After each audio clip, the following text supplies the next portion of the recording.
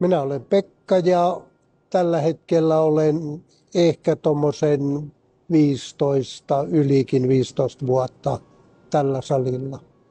Voi, täällä on niin paljon parasta, että jos lähdetään heti tuolta kun tullaan salille, niin täällä on hyvät parkkipaikat. Eli auton saa hyvin parkkipaikkaan, henkilökunta aivan loistavaa. Eli sitä, mitä mä tarvin täällä tai mitä mä kysyn, niin mä saan aina vastaukset. Sitten sali on hyvä, laitteet on hyviä, eli sitten sauna, mikä on mulle ehdoton. Eli joka treenin jälkeen pitää päästä saunaan.